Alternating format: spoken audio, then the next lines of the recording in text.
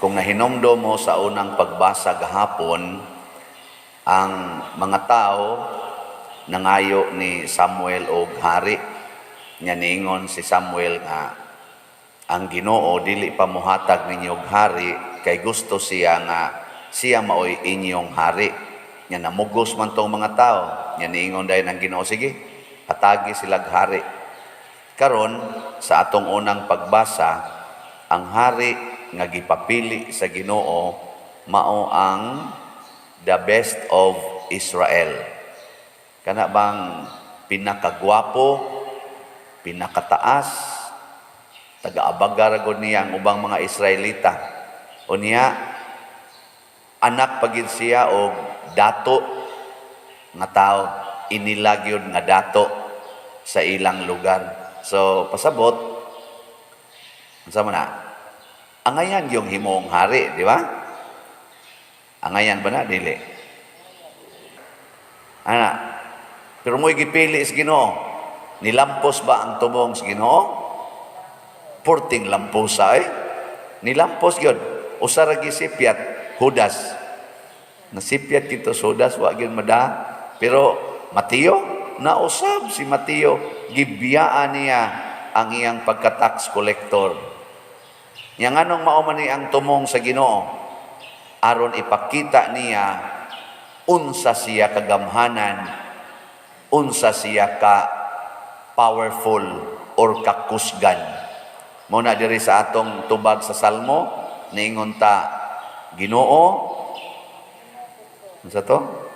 Ang imong kusog naghatag og kalipay sa hari. Nga naman, ipakita sa Ginoo nga sa atong kahuyang, sa atong pagkamakasasala, kung musunod lang kita niya, himuon ta niyang one of the best persons in the world. Ingon ana siya mohimo og tao. Muna ang iyang gihimo nga King of Kings. Kinsa may King of Kings nato ang Lord of Lords? Kusga. Inaya kusga. Si Jesus, si Kristo. Unsa may background ni Kristo?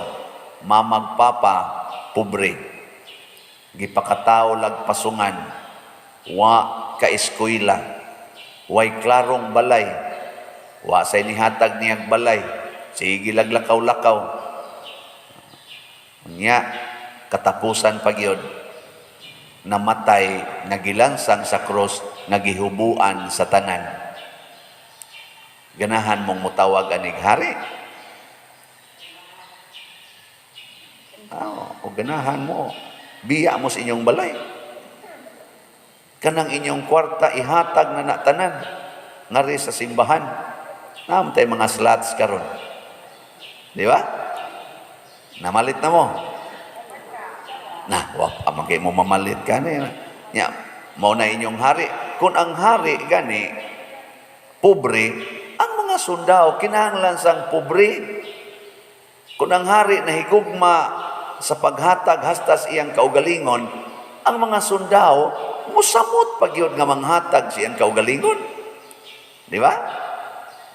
Og manghatag lamutanan, hurot ning atong slot nga divine mercy and charity. Pero naa na gid hinoy ng hatag. As of yesterday, ang atong naihap, niabot na ang atong halin og 2,152 slots. Pakpak. Sa atong target nga mga 3,000 slots, 848 na lang nahibilin. Hotdan ninyo. 848 slots na lang. Tag 500 naman Gihotda. Adi mo mohoro.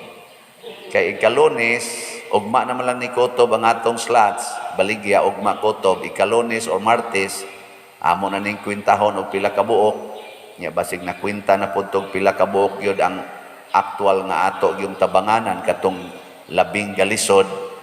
Mapalit na nato ang mga scene nga atong palitonon tingali mga Wednesday or Thursday aron ma-distribute dayon ngadto sa mga nanginahanglan sigon sa atong nalista o gi-evaluate sa atong SUAC, Social Action Team, kuyog sa mga lay ministers o sa mga San Jose.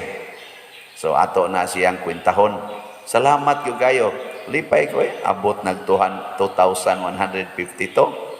Wap agay ta kaabot yung Domingo. Mas yung padagdaghan mamalit ka ron, no? Ano bang nanimba ba? Di manguli, kaya mo palit usa. Ano, nindot kayo na. Pero dayon malamog lingi-lingi. Palit ka. Di lang ko palit. Ikaw lingi ako na yung tupad. Ingna, nakapalit na ka. Ingna, nakapalit na ka. O wap agani, ibaligya itong inyong baboy, aron kapalit ka. Kay, aron yun mapobre ka ba? Kato, og wagi kay baboy, inyong balay, baligya. Haron mo palit kag slat. Ana, yung kahawa, manganimi ato pa der. Ibaligya na hastang nang nahibilin. Haron yun na anak, kapalit kag slat. Kay, inighumanin mo himo anak. Himuon dahil kas Ginoo nga labing sikat, labing dato, o labing bantugan nga tao. Muna ang tanang mga apostolis karong panahona, sila na'y labing sikat dinhi sa yuta o dito sa langit. Naasa sila yung mga trono dito sa langit. Mga hari sila dito sa langit nga maghukom sa tibuok katawhan sa Dios dinhi sa kalibutan. Under na ta sa ilang hukom. Ang usa ka number 1 nila nga kanang sikat kayo, si San Pedro nga wa gyud intay grado, mananagatra, pero mo'y una natong Santo Papa. Karon ang atong piliog pagka-pari, kinahanglan gyud nga mo graduate og theology og philosophy. Naa pa gyud masteral. Unya, ang pilion pagka-obispo, kasagaran, kana gyung mga bantugan, kanang sikat. Og si San Pedro mo apply obispo karon di makadawat og di maobispo Wa may grado. Di manggay tingay mapari. Pero kay si Kristo may nipili, gihimo siyang unang Santo Papa, tag-iya sa mga yawi sa langit, bato nga gitukuran sa simbahan, nga bisag ang bakba sa impyerno, dili makalumpag niini. Muna, di ta magtugatugag pili, kinsay atong gusto, kay masipyat rata. Pangutan ang Ginoo, kamong mga gustong magminyo o kamo sa mga ginikanan nga inyong anak mupili og iyang minyoan, tudloi pag-ampo day, pag-ampo dong. Pangutan-a ang Ginoo, mao bagid ng bayhana, mao bagid ng tawhana ang iyang gipili para nimo. Nya unsa man pag-ampo? Come Holy Spirit, enlighten my heart and my mind. I do not know the future, but you know everything, yesterday, today, and tomorrow. Give me the grace to choose. Kinsang tawhana ang angay nakong minyuan. Muna akong ampos una, niya ingon na yung Ginoo, buwagi na. Naku, kasisod Lord, dili madalo, tikin madalo, buwagi. Naku, nga naman, sige kong hilak, magpari ka. Ano ito? Yan na, niabot na yun. Napari yun. Karon, maudin ito mong Ginoo, mamaligya ragyong slat. Maura yun. Aron itabang sa mga nangapislat. O nangagusbat nga kinabuhi. No? Nay ato din tumong. Salamat kayo ni apil-apil po mo nako. Sige, manindog na ta. Ginoo, mga igsuon, ang Dios nagtawag kanato kanunay nga mahimong iyang mga pangulo. Busa, uban sa mapaubsanong kasing-kasing, musangpit kita sa atong panginahanglan ug muingon, Amahan, pamatia kami. Amahan, pamatia kami. Nga ang simbahan sa kanunay, mamahimong kahayag ni Kristo taliwala sa mga kalisod karong panahona, magampo kita sa Ginoo. Amahan, pamatia kami. Nga naa sa pampublikong pagpangalagad, mubuhat unsay insakto ug nahimo silang magmatinud-anon sa tanan nga ilang gibuhat, magampo kita sa Ginoo. Amahan, pamatia kami. nga alang niadtong nagantos sa nagkalain-laing matang sa sakit, nga makabato na sila og hingpit nga kaayuhan ug kahupayan diha ni Kristo, magampo kita sa Ginoo. Amahan, pamatia kami. O Amahan, imong gipadala ang imong bugtong anak aron pagluwas kanamo.